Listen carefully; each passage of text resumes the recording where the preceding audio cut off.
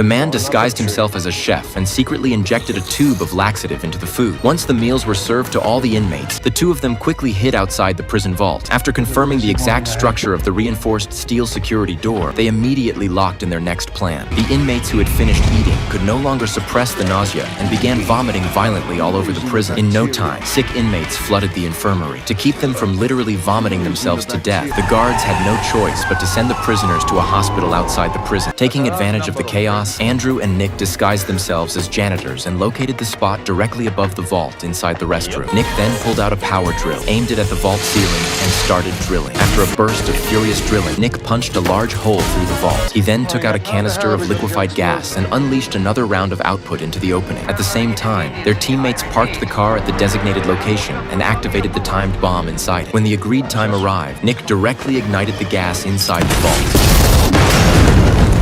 A thunderous explosion outside instantly drew everyone's attention. Hearing the blast, Warden James assumed a car had exploded outside and rushed to the surveillance room to check the situation, unaware that the airtight massive vault had already had its door blown open by the immense pressure. Nick took photos of the vault from different angles and connected his phone using a signal transmission cable. By the time James saw the vault footage, Nick had already swapped out the video feed. However, the sharp-eyed James ordered his men to zoom in on the surveillance footage, only to find that the image could not be enlarged at all. That was when James realized the seriousness of the situation. But when James hurried to the vault, he discovered that gold worth $1 billion was already gone. He immediately ordered his men to lock down every exit of the prison. Unbeknownst to him, Andrew and Nick had already disguised themselves as a doctor and a patient. But just as the warden brushed past them, a gold bar suddenly fell to the ground. The crisp clang echoed through the entire prison. James immediately ordered a search of every ambulance. His men turned each one inside out, yet didn't find a single gold bar. Just as James was running out of options, he suddenly noticed a vehicle that didn't belong to the prison. Desperate to recover his gold, James jumped into a car and chased after it, cursing the whole way, unaware that this was Andrew's ploy to lure him away. Meanwhile, Andrew took the gold bars to the kitchen. Several of them worked together to make a mold of a statue there, then placed the gold bars one by one into graphite crucibles. Using a pre-prepared high-temperature oven, they melted all the gold and poured it into the mold, creating a massive golden mink statue.